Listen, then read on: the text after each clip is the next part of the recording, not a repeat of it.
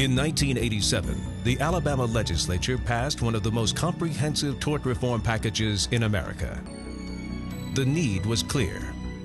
Alabama had become known throughout the country as a plaintiff's paradise, the home of jackpot justice.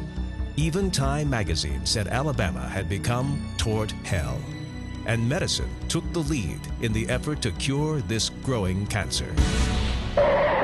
Attention accident victims. Getting you maximum cash for your injuries takes maximum efforts, maximum skills, maximum pressure. You need tough, smart lawyers like Adler and O'Connor. Call 953-9400 and let's talk about your case free. Adler and O'Connor use proven techniques and the toughest tactics to get you every dollar you have coming.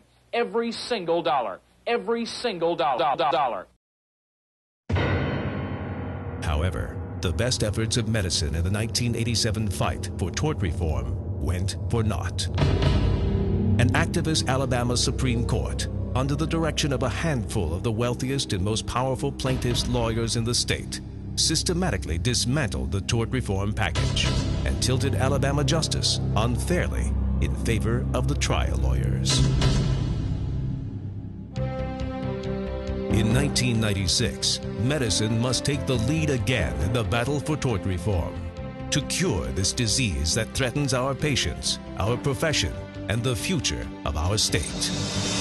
But this time, we must wage this fight not in the legislature, but in the very chamber where this deadly disease grows. We must not treat the symptoms of lawsuit abuse, but kill the infection itself. Alabama medicine is now in a fight to reclaim the court.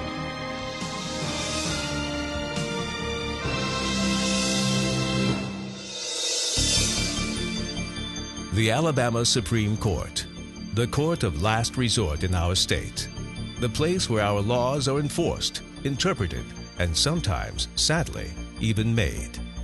9 judges elected statewide who hold the fate of Alabama justice in their hands. The key word here is elected. Unlike the races for governor, lieutenant governor, or even state legislator, Supreme Court elections have traditionally been low-profile contests with little media attention and even less voter interest. It left the Supreme Court wide open for plunder by the most powerful special interest in Alabama, namely the plaintiffs' trial lawyers, who invested millions of dollars, far more than all other groups and individuals in the state combined, and handpicked Supreme Court justices who would happily serve their masters. When you see the amount of money and energy the trial lawyers put into the political process, and when you see the amount of energy and money we put into the political process, it becomes very obvious why we are on the short end of the stick many times. They realized they had to win in the legislature and they had to win in the courts. So they started running their campaigns, running their candidates for the legislature and running their candidates for the courts. And they put the trial lawyer, put black robes on trial lawyers at the circuit level and at the appellate level. And when their greatest challenge, the tort reform of '87, came along, they had their people in place and those laws were struck down. One by one, the trial lawyer-influenced Supreme Court, led by Chief Justice Sonny Hornsby, struck down or modified virtually every major provision of the 1987 Tort Reform Act, rendering our best efforts in the legislature and the will of the people worthless. The Alabama State Supreme Court, it's been dominated by trial lawyers for many years in this state, saw fit to simply dismantle that system, even though the people had spoken clearly on the issue. They took our laws and said they were unconstitutional on blatant political grounds. There's no constitutional rhyme or reason. We have the prerogative, the power, and the authority to say what the law is, just like we have the prerogative and the power to say what the speed limit laws are in this state. You know, we have the right to say what the capital punitive damages is. Right now we have a bunch of judicial activists in the courts of Alabama, and they're causing us more harm than we can recover from. The result was predictable. Alabama became tort hell, the national leader in lawsuit abuse, with hundreds of millions of dollars passed out in punitive damages by our courts. Businesses stopped relocating here. Major industries left. And medicine, the most time-honored profession of all, was forced to run for cover from the Hornsby Court, its legislative agenda, and Alabama's notorious system of jackpot justice. Something's wrong when Alabama in 1994 awarded $200 million in punitive damages. And our sister state of Georgia, which is large, awarded $2 million. And Tennessee awarded $5 million, and the state of Florida, which is 4 times greater, awarded $28 million. You know, and you put the entire Southeast together, including North Carolina, South Carolina, Georgia, Florida, Tennessee, Mississippi, Arkansas. You put all those states together, and our $200 million is more than all the Southeast put together. So you don't think we're not a trial lawyer's paradise, and those lawyers are getting 50% of all that $200 million. It is a revolting, disgusting situation when the way they lie. I find them as a despicable class of people. Even network television had to question the incestuous relationship between the trial lawyers and the members of our highest court. This is ABC News Nightline. Substituting for Ted Koppel and reporting from Washington, Forrest Sawyer. It was money that first drew our attention to tonight's story. Millions of dollars, in fact, almost routinely awarded to people who sue companies for relatively minor infractions, all in the state of Alabama, where such awards are over 10 times higher than in surrounding states. Sounds like a good example of how America's love of lawsuits has gotten out of control. The lawyers here have a huge financial stake in what the Alabama Supreme Court says because they ordinarily share in the money their clients win. And this court has upheld some of the largest punitive damage awards in the country, more than 20 times that of neighboring states. Case in point, Judy and George Sheridan were swindled out of $12,000 by an unscrupulous insurance agent for Northwestern Mutual Life Insurance Company. The couple sued the company and won $800,000, plus another $25 million in punitive damages. On the same day the Alabama Supreme Court announced it would hear arguments over whether the award was excessive, the Sheridans' lawyers contributed $10,000 to Alabama Supreme Court Justice Mark Kennedy. Attorney Ted Taylor and his partners had also contributed at least $30,000 to other justices, and Taylor routinely made his private plane available to them.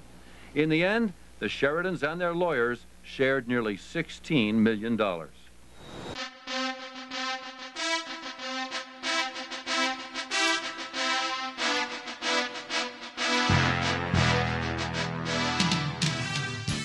One profession stepped up and vowed to deliver us from tort hell, to restore balance and fairness to our Supreme Court, and to ensure the safety and health of every Alabamian. That profession was medicine. And in 1994, medicine fired the first volley in the fight to reclaim the court, as Alabama physicians stood together against the trial lawyers and helped elect Perry Hooper Sr., Chief Justice of the Supreme Court. I could not have won without the support of the medical organization. Doctors really got out and they talked to their patients, they made contributions, and I will be forever grateful for what they did because I could not have won without the doctors. The election of Chief Justice Hooper was a start, but only a start. Today, the Supreme Court still overwhelmingly favors the trial lawyers 6-3. The Hornsby Court is still in power. The fight to reclaim the court is just beginning. In 1996, we have a golden opportunity to remove another member of the liberal Hornsby Court and replace him with a fair-minded jurist. In the 1998 election, 3 more seats and the philosophical makeup of the court will be decided. Now, more than ever, physicians must take the lead and get involved through the Medical Association of the state of Alabama. We've got an opportunity to change the face of the Supreme Court in Alabama this time. The only way we can do that is for each individual, each physician, to be involved, to forget for a while that he is just a physician and he's going to have to be a politician some if he's going to protect the playing field that he's been on for years. The physicians of this state have an opportunity right now, in 1996, to come together like they did in 1987 for the tort reform package that the Hornsby Court struck down, You have an opportunity to turn that court around with the election of one justice this summer and fall to the Supreme Court. And then again in 1998, we can turn around 3 more and change that 6-3 plaintiff over defense-oriented Supreme Court into a 3-6 defense-oriented over plaintiff Supreme Court. We've got to get the plaintiff's trial lawyers out of the operating room and get some kind of rhyme or reason to this thing. What we've got to do now is we have got to gear up, and we've got to make sure that lawyers who are offering themselves for an election as a judge are people who are strict constitutionalists, folks who will read the law and interpret the law, not make law. The opportunity is here. The time is now. If you're concerned about your patients, your practice, and your profession, fight back. Get involved. To get involved, you have to do more than just say, I'm worried about the situation. You have to write a check. You have to be willing to make an effort. You have to be willing to coalesce with people in a similar situation. If we can't become organized and can't support someone with sums of money and general support and help them get elected this year, I don't think there's any chance in 2 more years. Doctors want to be treated fairly, like all of us want to be treated fairly. But to make sure that that takes place, doctors have to be interested and concerned and energized. They should be energized themselves, but more importantly, they should energize others because they see more people than anybody I know personally. Whether you like it or not, we politicians are involved in your business. We make decisions that affect your business, whether you're in the dry cleaning business or whether you're delivering babies. We are in your business. So you're crazy if you don't get involved in our business.